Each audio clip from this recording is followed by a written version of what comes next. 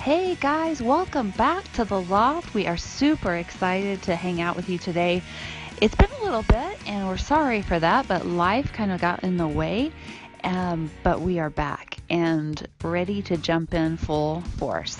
John is going to share with you today a beautiful covered bridge snow scene, and we'll specifically talk about the trick to utilizing white in watercolors. So get ready, get your artsy side fired up because here we go. Here we have the covered bridge in the snow. In this painting, you'll notice there's lots of white areas, and all the white areas are just the paper showing through. There's no white paint used in this picture at all. So what I have to keep in mind is I want to preserve these areas and paint around those to keep that looking fresh, like freshly fallen snow. So here we have the painting, finished painting, and then here is the outline drawing that will become the painting in just a few minutes.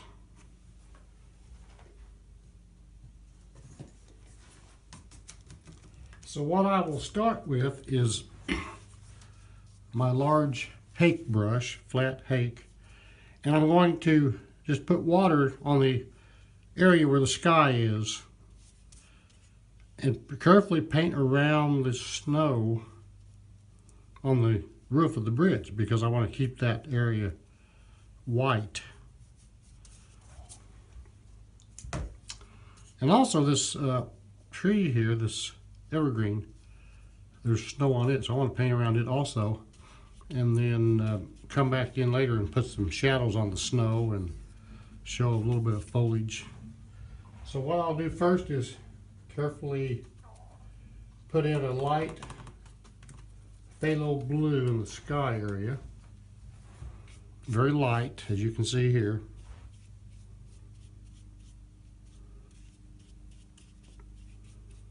Because it's a bright, sunshiny day.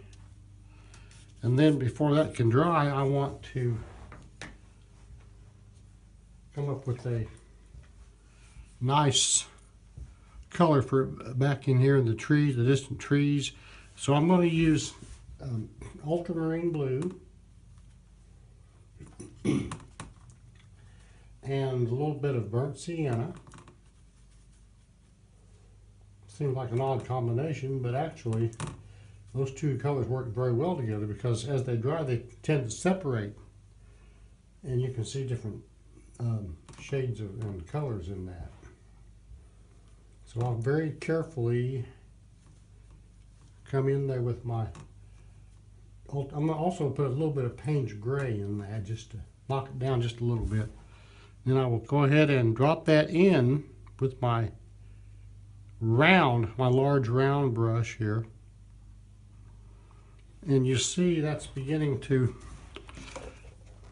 as I put that in, I want to very carefully cut around the roof there, and then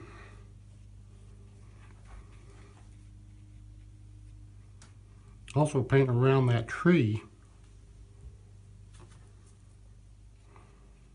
because I want to preserve that snow on that tree. And then I'm going to take some little bit of burnt sienna and just work into that just here and there and let that kind of run up a little bit to add a little more interest to the painting, to the background. And just let that dry, and as it dries it will even out and become soft on the edges and make a beautiful soft edge for the distant trees. Okay, I'm going to go dry this and I'll be right back.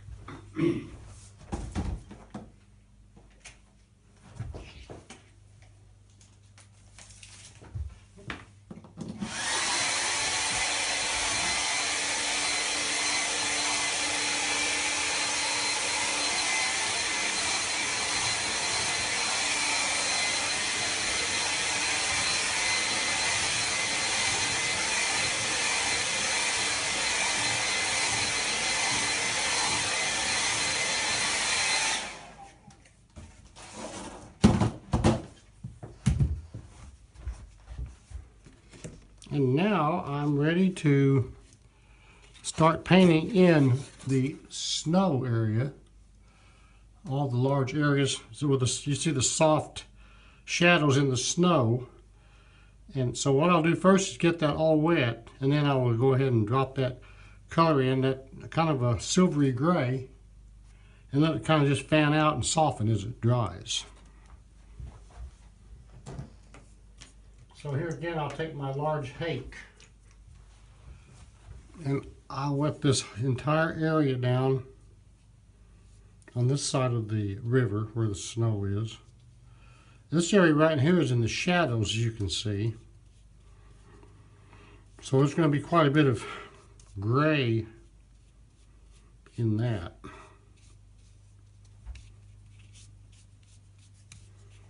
Okay, now that I've got that wet, I'll take my large round again.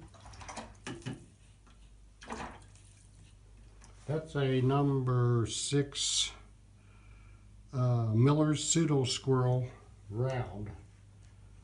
I bought that from Cheap Joe's. So I'll take my Payne's Gray again and put a little bit of, ultramarine blue, and put a little bit of Payne's Gray in with it. And just a very small amount of alizarin crimson to kind of give it a little bit of a lavender cast.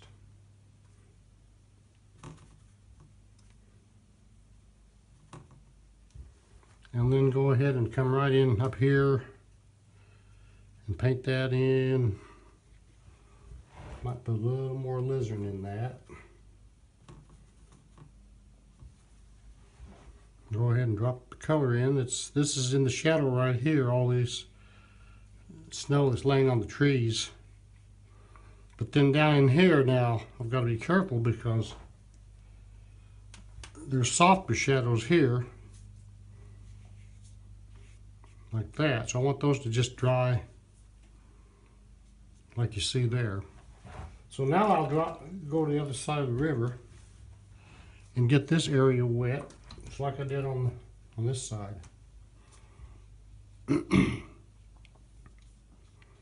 And once I get that all wet, then I can come in with some soft shadows over on this side and do the same thing with the lavender gray. But I want that to be wet first, so that when the paint lays on there, it fans out and softens. I want it to soften as it dries. Okay, let's go ahead and put some shadows in there and in there. Keep in mind that when watercolors dry, they lighten up 20% from what you see. So you gotta put them down just a little darker than you think they should be, because they're going to lighten somewhat. Okay, I think I'll let that dry now.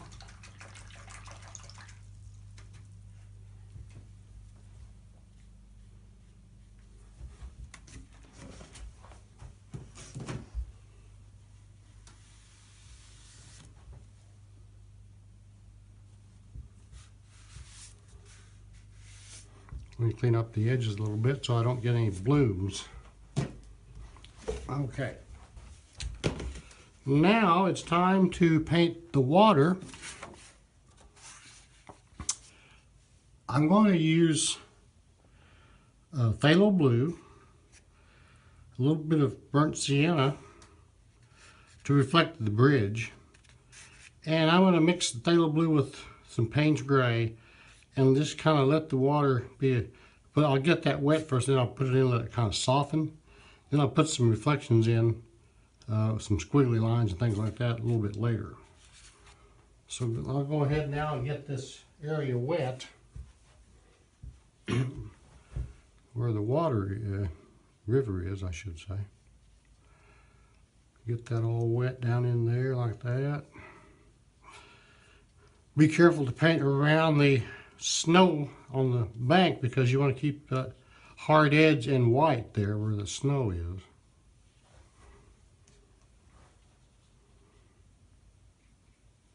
Like that.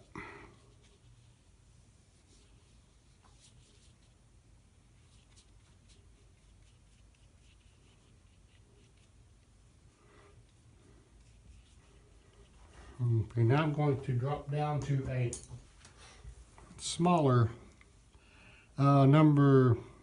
Yeah, I can't see the number on it.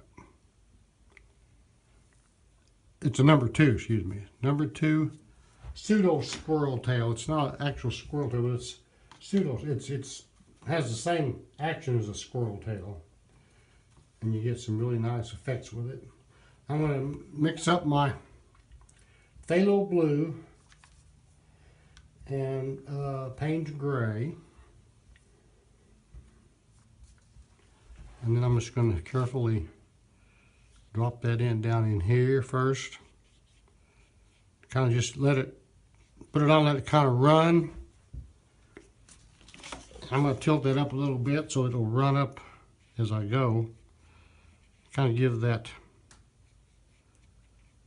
nice soft reflective quality of the water.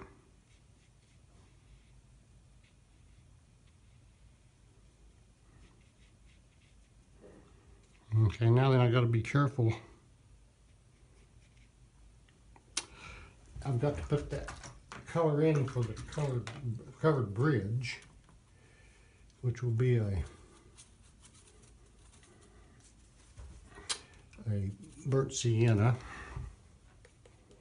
right there. That's enough of that. And then, before that can dry, I want to take some real dark Payne's gray and phthalo with a little bit of ultramarine in it. Ultramarine. And just kind of hit along the edge of the snow like that, and let it just kind of run down. Kind of gives a nice effect on the edge where the bank, the snow and the water meet, you see.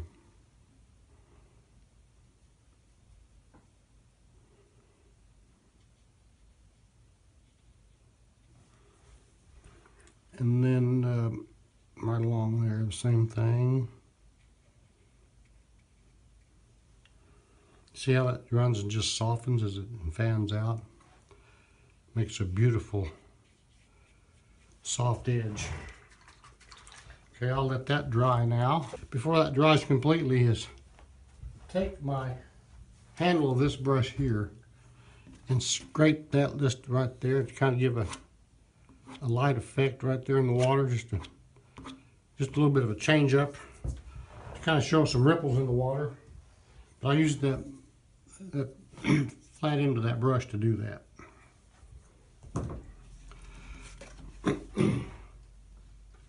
And one more thing I didn't notice a minute ago. I need to get right here with this. Right along there like that. There we go.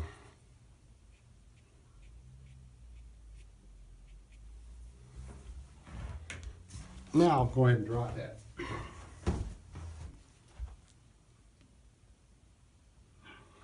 Now the next thing I want to paint is the tree right here.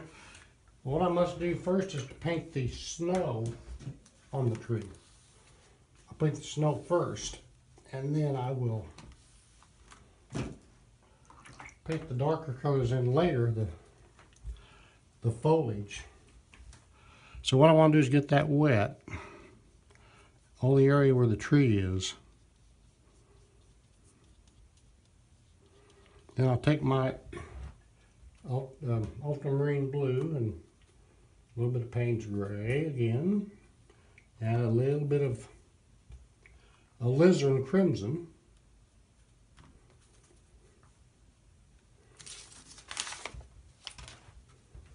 And very carefully put in some shadows, and the light's coming from this direction, so most of the shadows will be on the right hand side of the tree, like this. But there will also be some over on where the snow lays on the tree. I want to be careful not to make all that, I don't want to cover all that over here because I want to keep some of that nice white area showing where the snow is. Okay, I'll let that dry.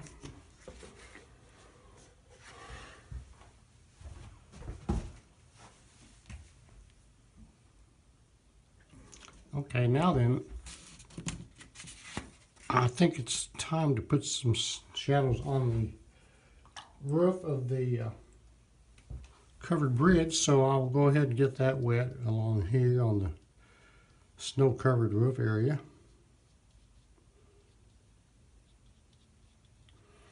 And I'll take that same color that I used in the tree there and just go ahead and drop that in like that and just let it just show some lines like there's some tree limbs or something casting shadows like that on the roof. I want to leave some of that in the sunlight too, though, like that. I might darken that just a little bit back there in the back in here. Give a little more definition to that by doing that. Okay.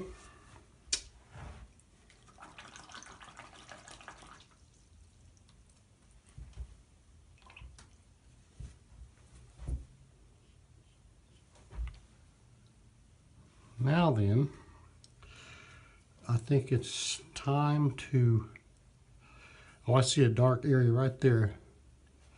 It needs to be addressed. You see that right there? It's a snowbank that's in the shadows because of the covered bridge. So I'll go ahead and put that in. It's fairly dark, actually. I want to be careful to not get into the actual bridge with that. I want to keep that pretty light. I mean, I want to keep it pretty dark, but yet cut around the snow bank there, like that.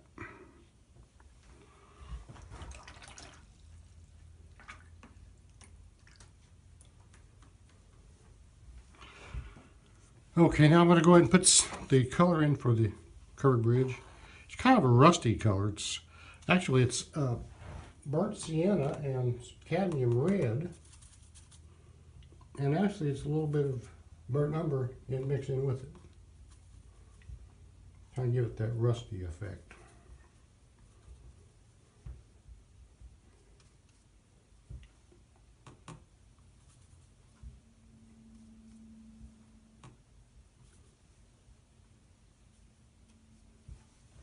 So I'll go ahead and just paint right on the dry paper because it's not a very large area, and I can control that better if I paint it right onto the dry paper like that.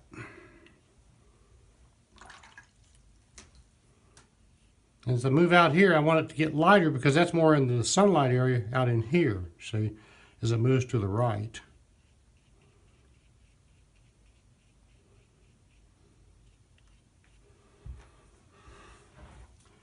I think what I'll do is come back into the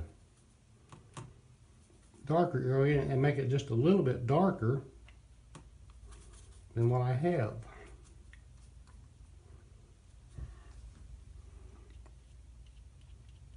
That will, by contrast, that will make the sunlight area look that much brighter, see?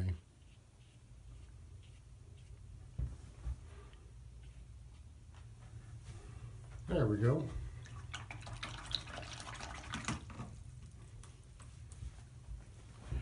Now I'm gonna stop right there on this one. And in my next video, I will show you how to complete the painting, put the trees in and the foliage and the evergreens and all the finishing touches and the dry brush and everything that really will tie everything together and make it look like a finished painting. So hopefully you can work up to this point, and then we'll see you next time and we'll bring this one to a close. So happy painting.